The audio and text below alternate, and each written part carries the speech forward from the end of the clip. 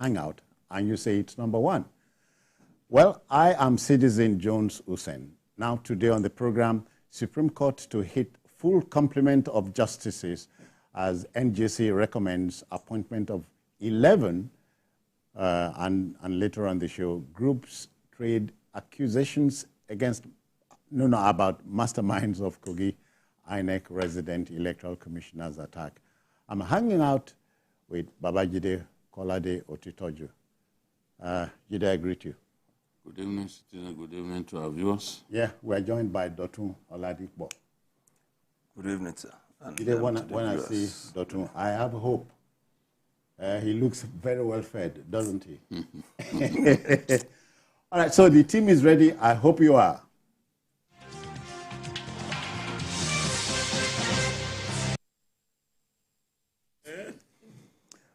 Okay, let's go. You know,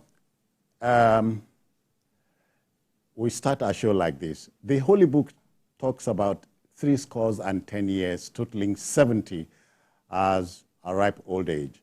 But when you clock 4 scores plus 5, then you roll out the drums.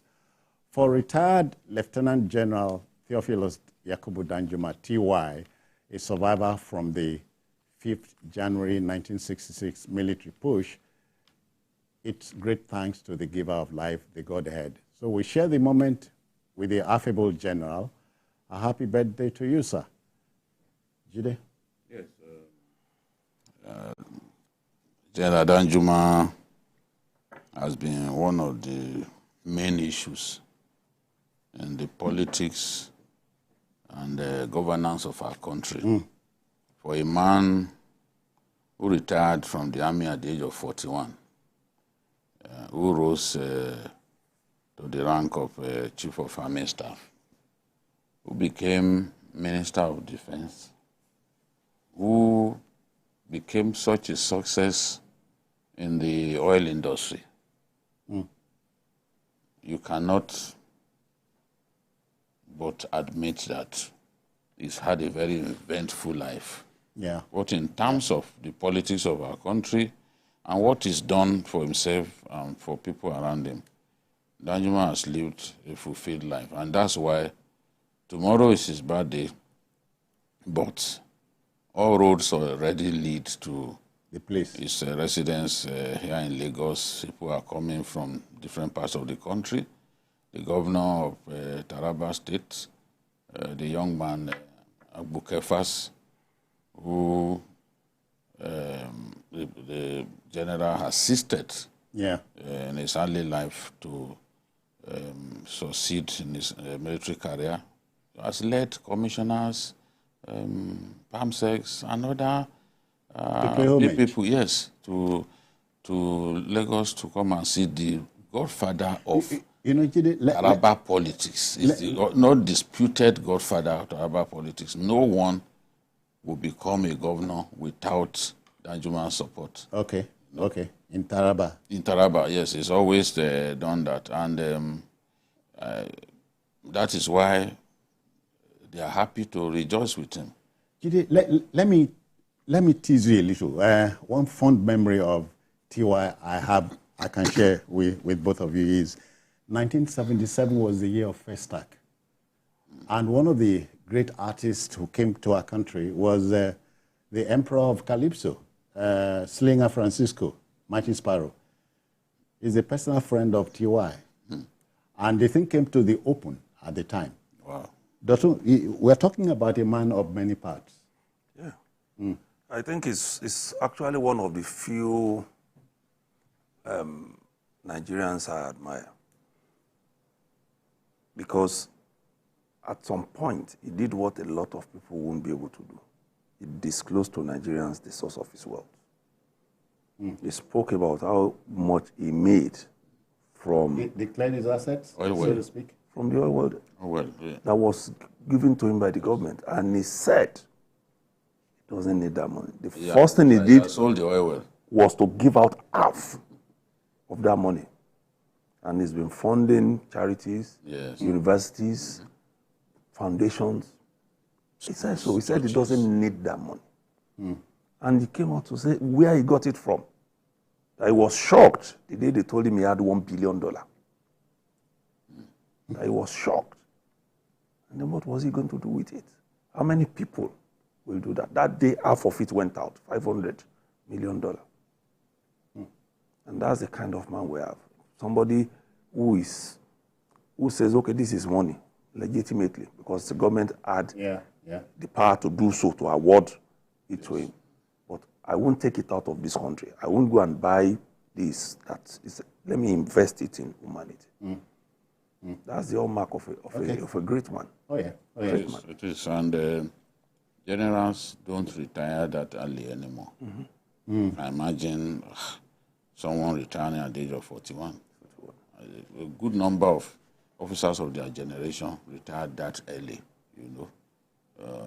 but he's been successful. Everything that he's touched, he's made a success of it. People will say that successful men in Nigeria are men who exploited the opportunities that came their way. But that is the way it is with everybody. Yeah. The so-called self-made men were people availed of an opportunity, who grabbed it and became successful. There's no such thing as a self-made man. There's no way in this life that you can be anything without the support of one person or the other. So we have to congratulate one of the captains of the military class of 1966 in advance, as he clocks the ripe age of 85 tomorrow. And still counting. Yes, still counting. After we see people growing to the 100 years. We're counting with him. Yes, we pray for him. I pray that even the people and government of Taraba State will not disappoint him. They have Kefas there. Kefas is trying his best in many areas, supported by the PAMSEC Bureau of Local Government and Chieftaincy Affairs. Okay. We just hope that they will continue to give their best, because that is the best way they can please this old man. That's it. And one more time, happy birthday in advance to you, General. Happy birthday to him. Okay, then, to our next story. Budgeting is in season in our country, and so state after state are sending their budget estimates to the state legislatures for ratification. Now, Enugu State Governor Peter Mba has presented a 521.5 billion naira budget for the 2024 fiscal year, christened Budget of Disruptive Economic Growth. That's a little mind-boggling, if you ask me. Now, the figures are the highest in the state's history. Capital expenditure is put at 414.3 billion naira, while the balance of 107.2 billion is slated for recurrent expenditure. Well, Dr. most budgets in Nigeria will tell us what we can't afford, but they won't keep us from buying it. Did you get that little joke? Because we actually don't have a choice. We are used to this ritual of budgeting. But what a lot of us expect and they clamor will be the implementation, or at some point, the ability to meander through that budget where you have shortfall in terms of projection. Yeah. In the case of Enugu State, we are happy. And I am not an economist. I don't know so much about too many figures. Yeah. But that's not to tell. I won't disclose to you that I didn't have a credit in mathematics in secondary school. I won't say that. Well, I'll take that to the bank.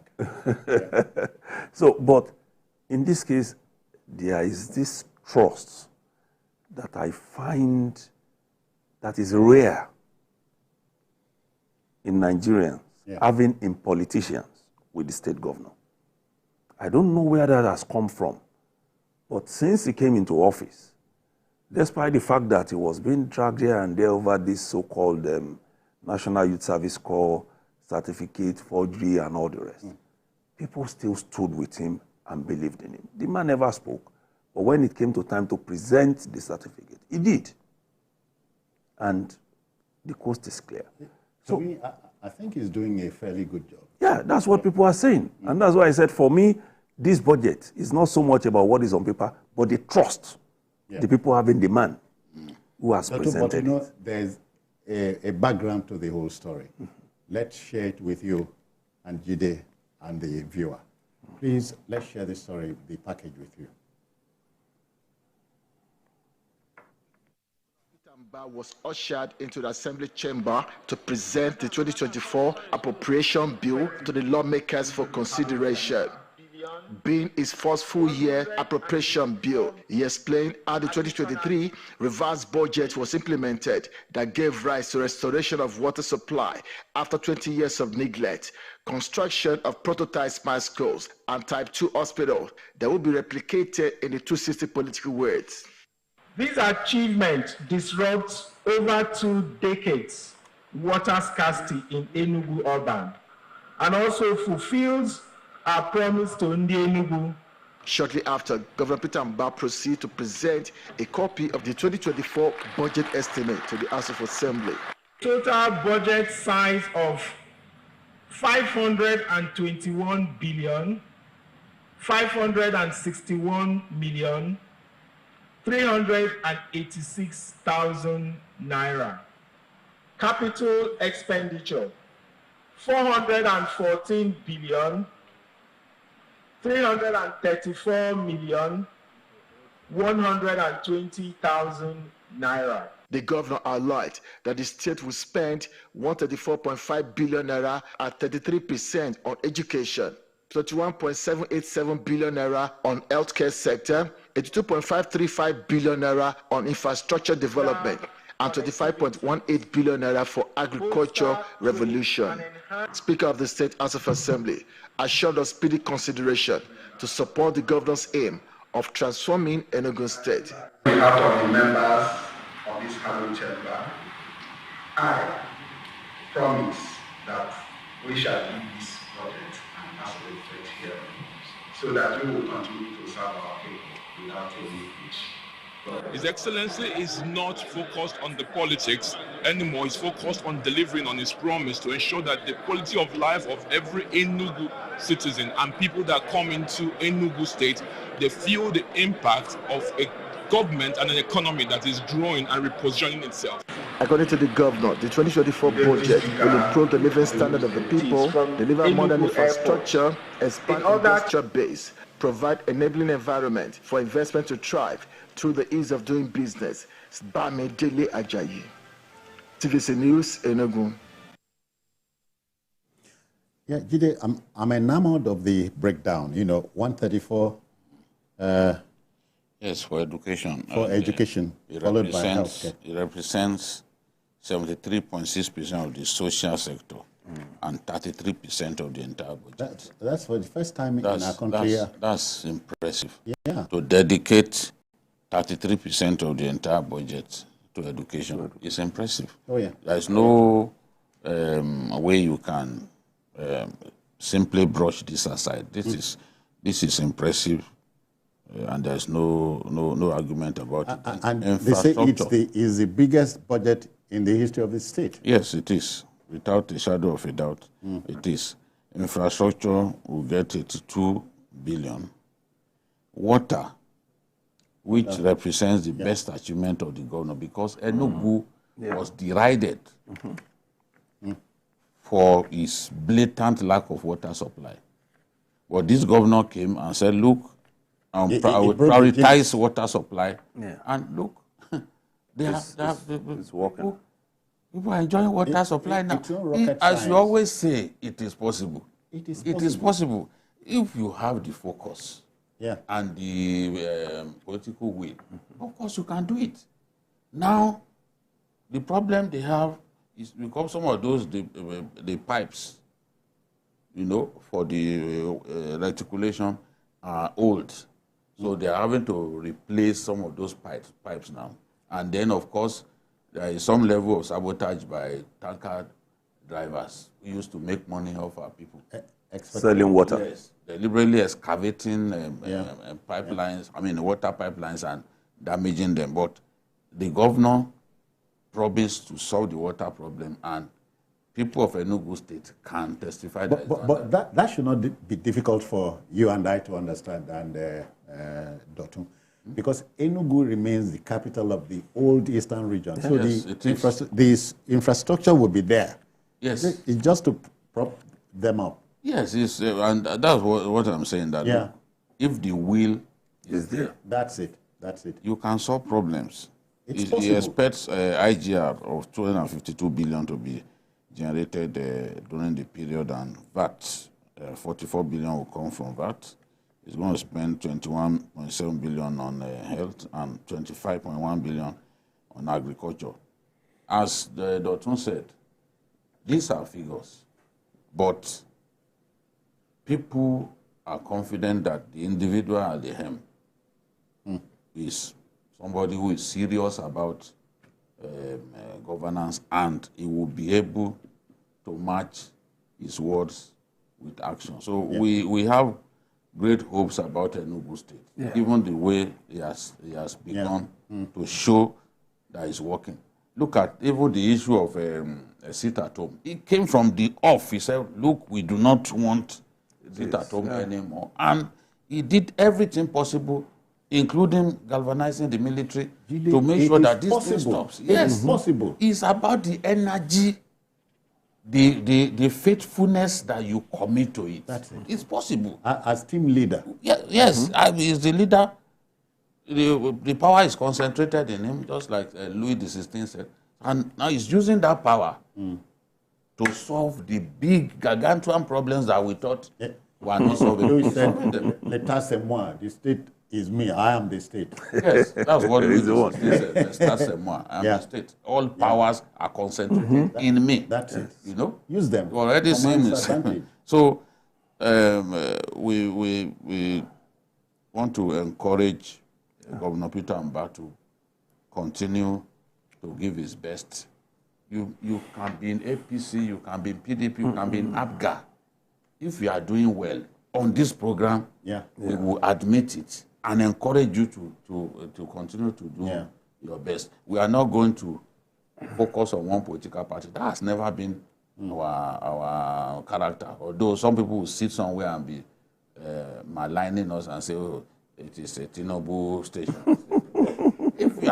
If you are from APGA, and from doing well, NPP, and we can see that you are working, we will tell you, we will encourage you. Jide, that's what the job entails. That is it. Do it right. This is the way we are trained to do it. Yeah, do it wrong, Dotun, we also knock. Of course, you'll be knocked. It's natural. Okay, then, let's take our next story. You know, the apex court in the land, that's the Supreme Court, has been conducting its business without its full complement of 21 justices. I'm sure you know that by now. The last time it got close to the 21-man mark was in 2020, but owing to retirements and deaths, the apex bench has kept depleting, thus raising serious concerns among litigants and Nigerians in general. There's good news, though. The National Judicial Council, NJC, has recommended 11 justices to President Bola Tinubu for immediate appointment. We'll tell you just now that there are about 10 Supreme Court justices as we speak. Dotun, we are getting somewhere. We are close to it. Because once once the president approves the 11, then the rest is left to the Senate. Yeah, it's left to the Senate. And the good news also is that the body that screened the judges, the justices, and recommended them, they did for 22, meaning that even if one is rejected, there are people on standby. Yeah. So one of them died. Okay, lamentably. Yes, but you still have 10. So what we've had over the years, and which we've spoken about on this program, has been this backlog of cases pending at the Supreme Court. which we also have in other courts. So when you have 21 now, it makes it faster. Though there are other issues affecting or delaying dispensation of justice in our courts. But this is one crucial one for the apex court. It's one crucial one, the number of judges. So when we are at this level, then they can begin to deal with the other issues in timely manner. Like the fine that was imposed on a lawyer just this week for bringing what was termed a frivolous case. Yeah. You know, so we can begin to deal with that. But where you still don't have the full complement of justices, it's difficult. And, you know, we must give kudos to the Chief Justice of Nigeria, who is the head of the NJC. That he has done well with this. Because what we've known over the years, which some of us will classify as politics, has been the reluctance of some of the heads of this court to recommend other people to come in. It has also been the reluctance of some of those who headed what they call the interview committee of the Supreme Court to recommend other people to come on board because of this fight over seniority issue. So we are getting somewhere. Yeah. It's looking like we are beginning to see that Nigerians matter more than the politics of who becomes a justice of the Supreme Court. Yeah. And the viewer must understand the figure has to be odd. Yes, it must be odd. Yeah. Even for sittings, it's either 5 or 7 for every case that must be had. So it's, again, we are retooling as a country. So they say slow and steady wins the race. Yes, I was disturbed when a returning Supreme Court judge claimed that it was deliberate to not allow the Supreme Court to have its full complement of justices. That was deliberate to not appoint justices into the Supreme Court. And but why? Our former president was slow in making appointments. But I wouldn't want to believe that it was deliberate to not appoint justices into the Supreme Court. And today, I'm happy because from the Southeast, for example, there were vacancies to be filled. And those vacancies have now been filled. And some of these justices are justices that we had known for some time. For example, the the judge that led the Presidential Election Petitions Court, Justice Haruna Samani, is one of these justices. One of these new 11 waiting. In line with the tradition, in 2019, 3 of them were promoted from the panel that tried the presidential election petitions. The same thing happened in 2003. And the promotions, the same thing happened the promotions, we must state, are statutory. Yes. These are they're moving from the appeal court to the Supreme Court. To the Supreme Court. We have Justice Abiru, for example. You know, it may not have been long in the Court of Appeal, but it reminds me of the likes of Oguntade in terms of his erudition and knowledge. Then M.B. Idris also comes to my mind. That's the son of the former Chief Justice of the Federation, former CJN, Idris Kutigi. Okay, Kutigi, I remember. From Niger State. The man from Niger State. M.B. Idris, his son, worked in the Ganifa Emi chambers. Brilliant man. He was the one who jailed Oju Zokalo.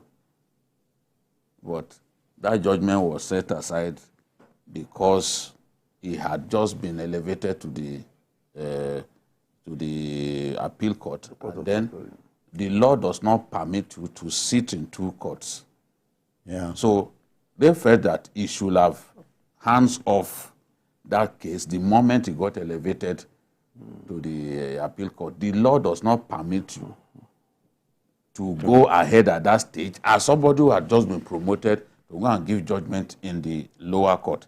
So but for that reason, the law allows us to go on a commercial break. Yes, now. we'll come back and talk about it. Yeah, we must.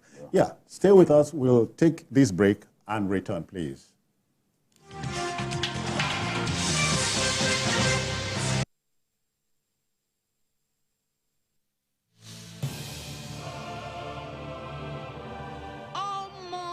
Be this.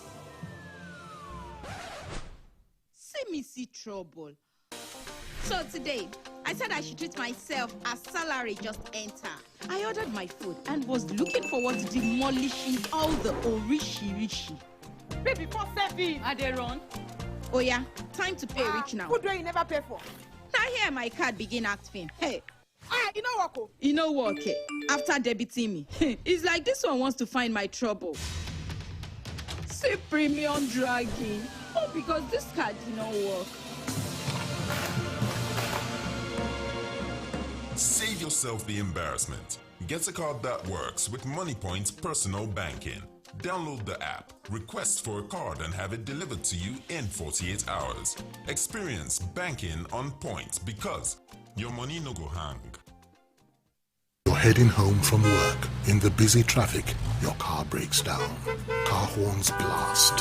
Your car is pushed aside. You call for help. Phone battery blinks and dies. You take a cab. Few miles, tire bursts. What a day. Frustrated, sweating, and tired. Nearing home, darkness envelops the street. Wow! Just one house is bubbling with life. Brilliant lights, loud music, smiling wife, all welcome you. We alone have light? Yes, it's JRB Solar Energy Systems, my anniversary present to us. No matter how dark life is, the sun is gonna shine on everything you do. JRB solar inverters, batteries, solar panels, solar streetlights and more. Telephone 0906 752 1111. Email sales@jrbsolar.com. JRB, the sun is gonna shine on everything you do. The Permanent Secretary, Taraba State Bureau for Local Government Traditions and Chieftaincy Affairs, Mr. Babangida Hassan, on behalf of myself, Argon State Chapter, Chairman and members of the Taraba State Council of Emirs, Chiefs and Well-Wishers, wishes to join other well-meaning Nigerians to felicitate with our elder statesman, Lieutenant General Theophilus Yakubu Danjuma, retired, the Abonta of Kwararafa and the Jambaro of Donga, on the occasion of your 85th birthday celebration. Your impact has been felt throughout the length and breadth of Nigeria through your philanthropic gestures. We pray that Almighty God will continue to protect and guide you as you continue to serve humanity. Once more, congratulations to the People's General. Signed, Mr. Babangida Hassan, PhD, FCNA, Permanent Secretary, Bureau for Local Government Tradition and Chieftaincy Affairs, Taraba State. His Excellency, Senator Chief Godswill Obut Akpabio, CON. Heartfelt felicitations from your fellow senators on the occasion of your 61st birthday. Your leadership has been a beacon of hope and inspiration to us all, steering the 10th Senate with unparalleled wisdom and dedication. Your unwavering commitment to the progress and unity of our nation has been a source of pride for every member of this esteemed chamber. As we celebrate this significant milestone in your life, we extend our gratitude for your exemplary service, your ability to navigate challenges with grace, and your unwavering commitment to the betterment of our dear country. We wish you continued good health, success, and fulfillment in all your future endeavors. Happy 61st birthday, dear Senate President. Warm regards, Senator Dr. Michael Okwemi Bamidele, CON, Senate Leader for the distinguished members of the 10th Senate of the Federal.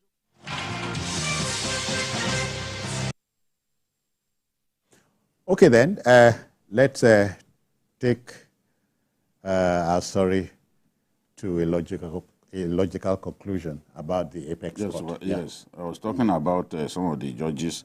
Is a mix of very good judges and some good judges. some of them were already familiar with them, having been following the judiciary for some time. So, former CJN, Kutigi, his son, MB Idris, has now been elevated yes, to the Supreme Court. He has, and I said he worked with the chambers of FRA Williams. His own younger brother, that's another Idris, is an FCT judge, but that one worked with Kende Shofola, son. You know, so but he's a judge of the. They must have been bright minds to work with. Yes, and you know, judges also do their best to train their children and also give them a good head start. They have the privilege of making use of those books. For example, if you are the son of Waliola Nepekun, for example, of course you are going to enjoy his books. My dad was the teacher of one of his sons. He said, look, you must become a lawyer. Because when you become a lawyer, you inherit your father's books. That was not what he wanted to do. You know? So, yes, because lawyers have plenty of books. So, the younger brother worked with Kende Sofola's son. And then we have Justice Nwosu Iheme from Southeast and Justice Jonah Ada. Jonah Ada was part of the Presidential Election Petitions Court. Okay. Another very brilliant judge. And Adumain, who read the judgment in Kano some weeks back, you know, where the CTC issue now became a big controversy. He's also one of those who have been elevated. And then, of course, Justice A.S. Umar from the Northwest, Justice Hanatu Sankey. I've been reading about Justice Hanatu Sankey for decades. You know, so I'm so happy she's a woman.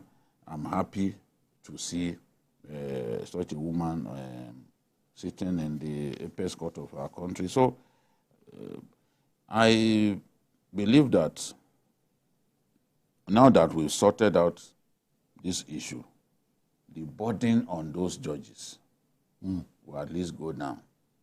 We were faced with a terrible situation the other day because some of the judges excused themselves from the presidential election petition you know, for obvious reasons. You know? But there were not many. They had just 10 of them.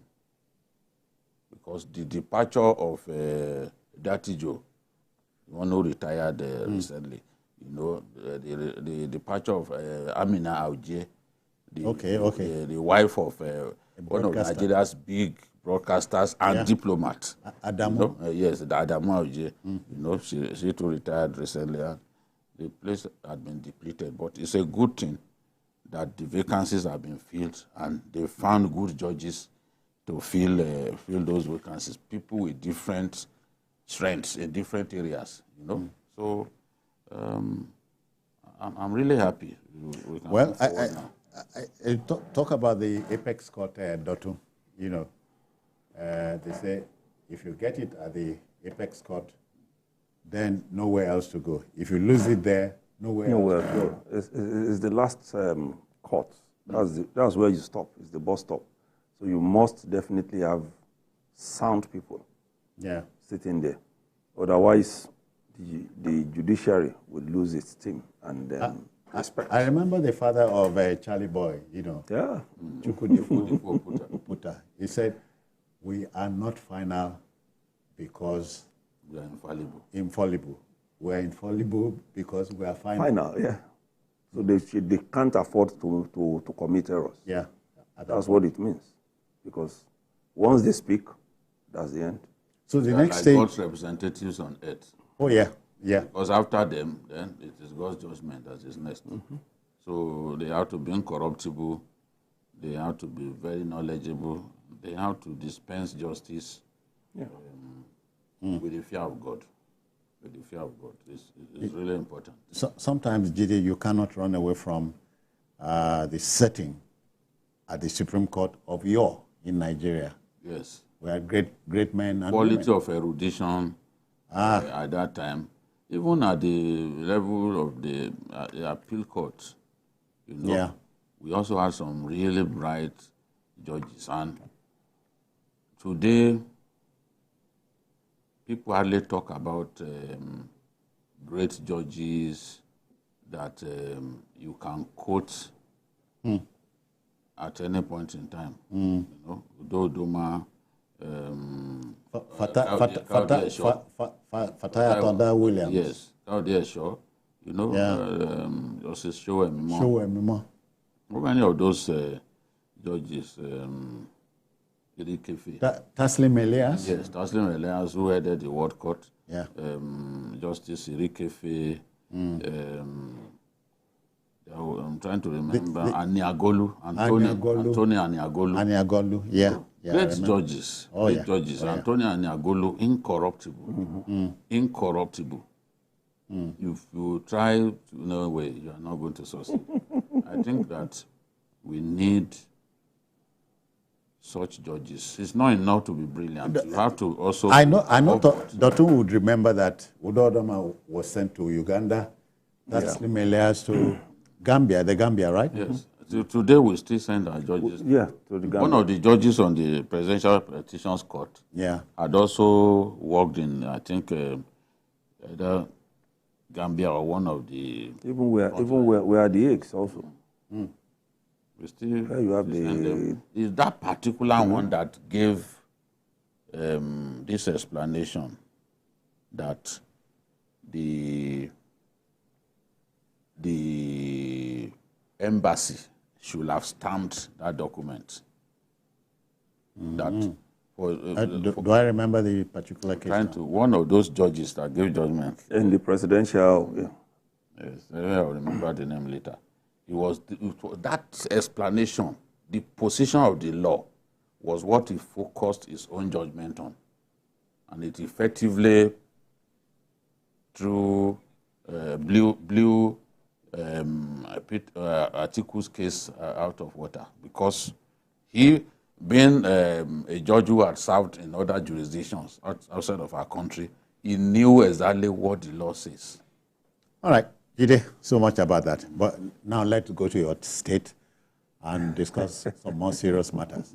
The resident electoral commissioner, REC, they call them, for Kogi State, Gabriel Longpet, I hope I got that right, was the victim of gunmen's attack in the early hours of Friday, December the 1st. Now, following this, therefore, the All Progressive Congress, APC, and the Social Democratic Party, SDP, in the state have been trading blames on account of the dastardly act.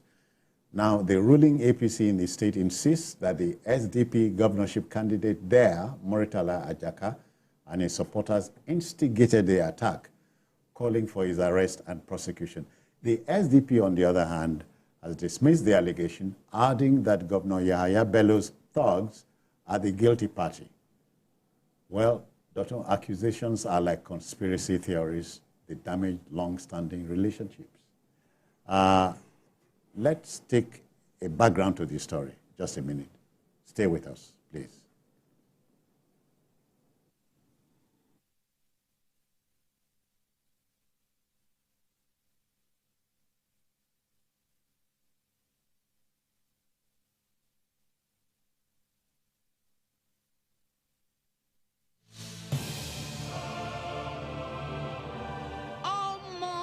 Be this. See me see trouble. So today, I said I should treat myself as salary just enter. I ordered my food and was looking forward to demolishing all the orishi. Baby, for serving. Are they run? Oh yeah, time to pay rich now. Food where you never pay for. Now here my card begin act fame. Hey. You know what? You know what? Okay. After debiting me, it's like this one wants to find my trouble. See premium dragging. Oh, because this card did not work. Save yourself the embarrassment. Get a card that works with MoneyPoint's personal banking. Download the app, request for a card and have it delivered to you in 48 hours. Experience banking on point because...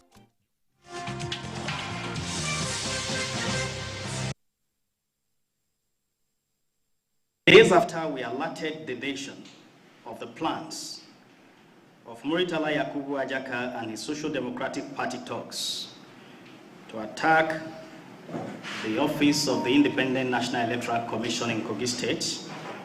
They have finally done their worst by attacking the residence of the Kogi State Independent National Electoral Commission Commissioner, engaging security operatives in a fierce gun battle, and eventually burning down some vehicles in the residence and in the area. The same arsonists also had an attempt to burn down the Kogi State Government House, foiled by our Eagle Eye security operatives.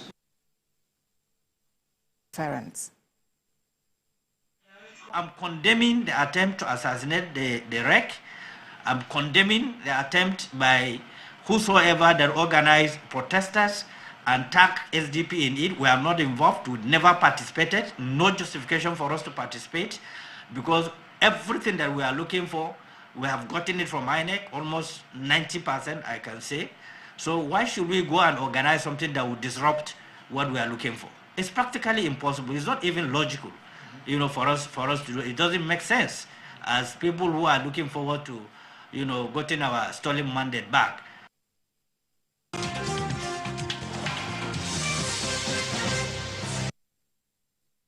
Yeah, Dr. Sometimes you wonder what politicians want. It's a big question. You know, the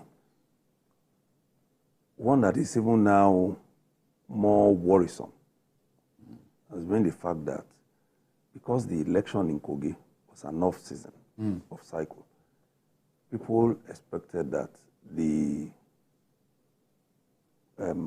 back and forth will not be as much as what we have during the general election, where the supervision is not as strict as it is. Now we had only 3 states.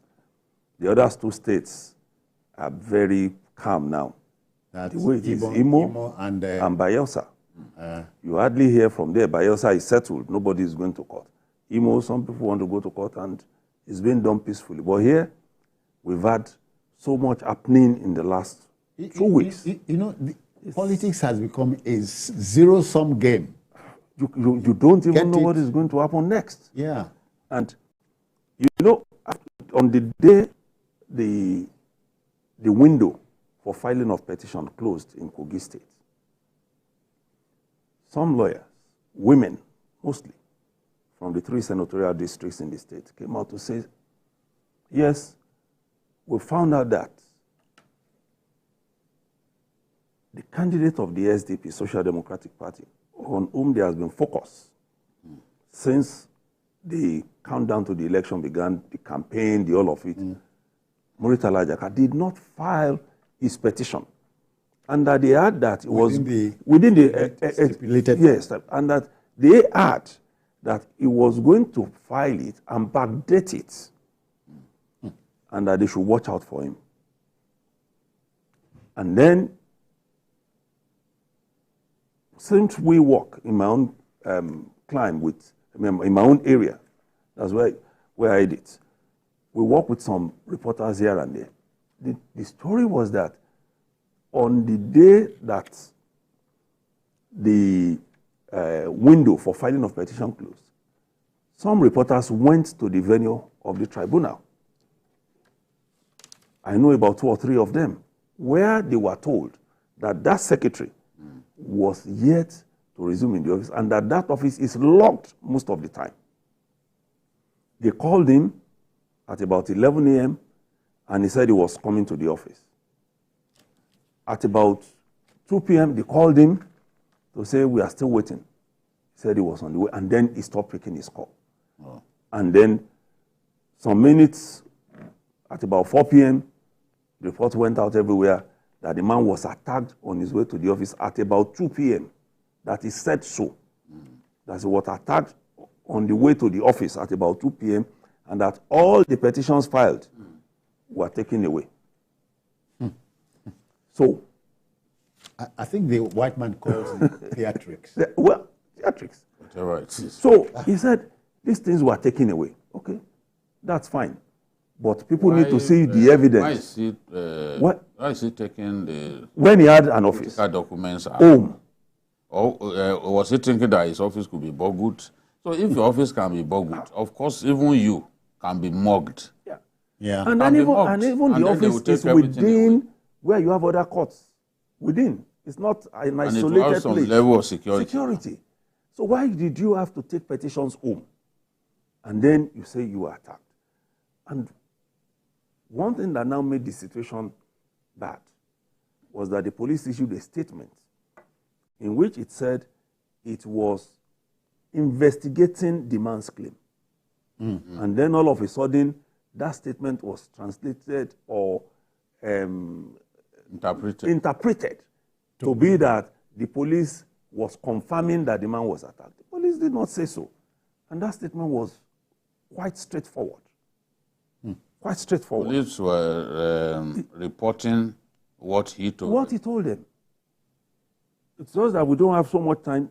It's here. Full statement by the police. And towards the end. No, we can read the No, we have a little time. A little time. Okay, this was what the public relations officer in Kogi State, William Meyer, said. He said on Monday, December 4, 2023, at about 6:20 p.m. Okay. The man that was attacked, that he said he was after attacked. those hours. One Mr. David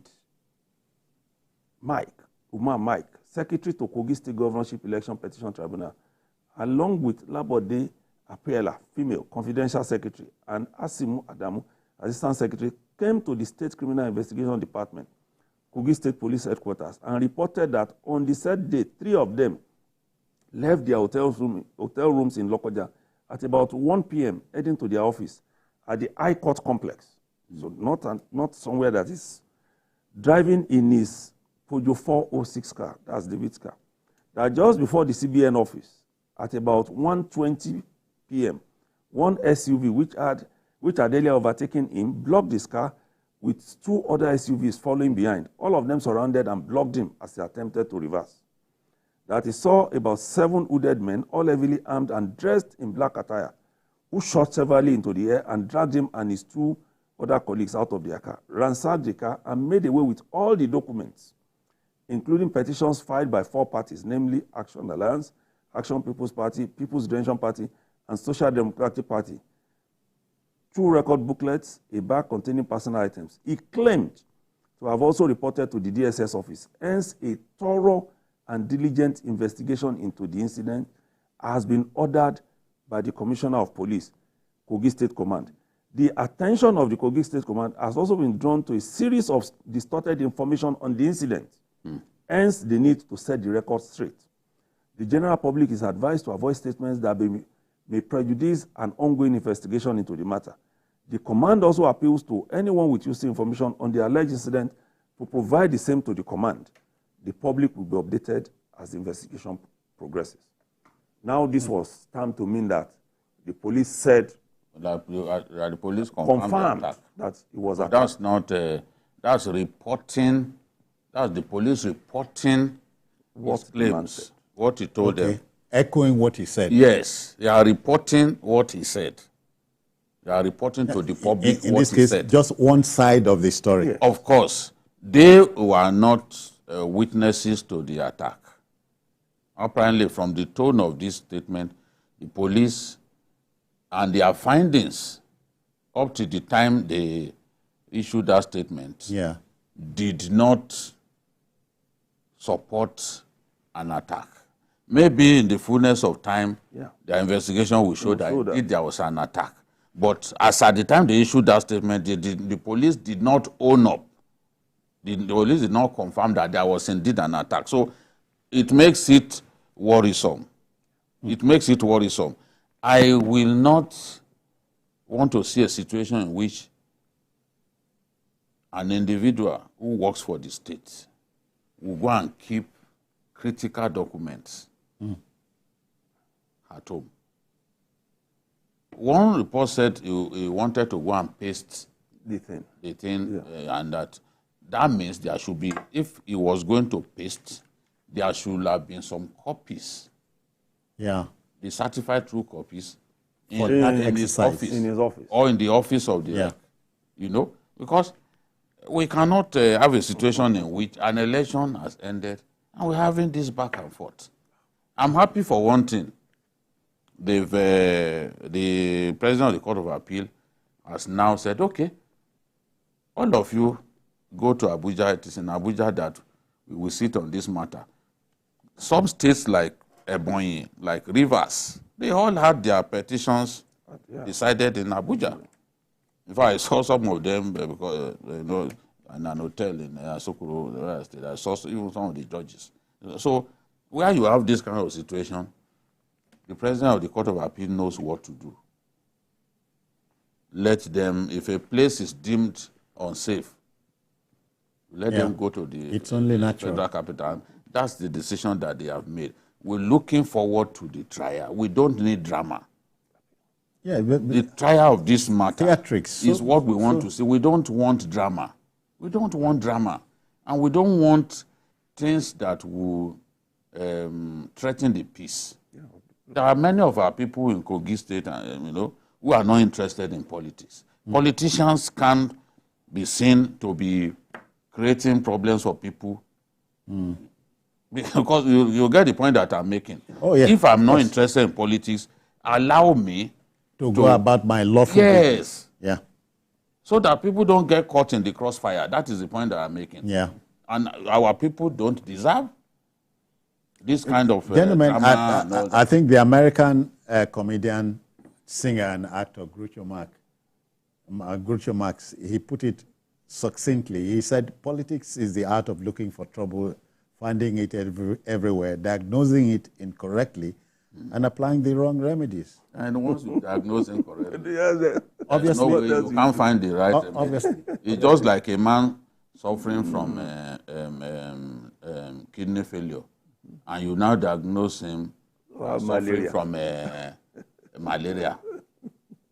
There's no drug that you feed him with that will cure his malady because you have not correctly diagnosed his problem. So sometimes the politician deliberately does these things. Oh, yeah. The activities have always feared fifth columnists in our country because former President Buhari, in an interview that he granted us back then, talking about his years as a military president or military head of state, he said he never sanctioned the raid of Awolowo's library. He didn't know. As president, they sent people to go and ransack Awolowo's house and turn his library upside down. The president did not know until the thing had happened. There were people in his government who were doing that to ensure that the government continued to operate in a climate of hatred, justify the need for a coup. And that coup came in the end. Tar the government. That's the big idea. That's the thing now. So that by the time a coup takes place, Nigerians will say, they deserve to remove these people. Yeah. You know? Doctor, sometimes in your quiet moments, don't you worry about the tomorrow of Nigeria? Well, I do. Will we know peace, peace in our lifetime? Because when you have situations like this, in which you begin to suspect something. I don't even show of the truth. It's a problem. So what a lot of us are waiting for now is this investigation. Let the police go ahead. At least, if there is no record of any other thing, those who filed that petition, they paid into a government account, which is remitter controlled. Yes. So it will show us the time. It will show the time. It will show the day. Doctor, is that investigation that is the most important? I hear we must go. Time is the master here. So that's it on the program for the evening. If you missed any part of this show, join us later tonight at 11. Of course, on Sunday, we expand the field for you from 1:30 to 3:30 on the show. We are also on YouTube at youtube.com/TVC News Nigeria. And so on behalf of the Backroom Boys, Dr. Oladipo. Thank you so much. Jide,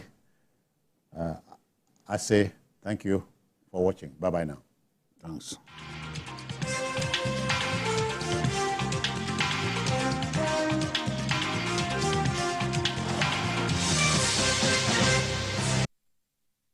following is a paid presentation by ShopX TV. Do you struggle with having an active and healthy lifestyle due to your busy schedule? Do you find it's difficult to make it to the gym? You want to improve your overall health, but don't know where and how to start? Medical experts agree that walking, running, and jogging are amongst the best ways to stay fit and enjoy a great active and healthy lifestyle. What if there was a convenient and affordable way to improve your health, improve your mood, and lose weight right in your own home? Introducing the Spot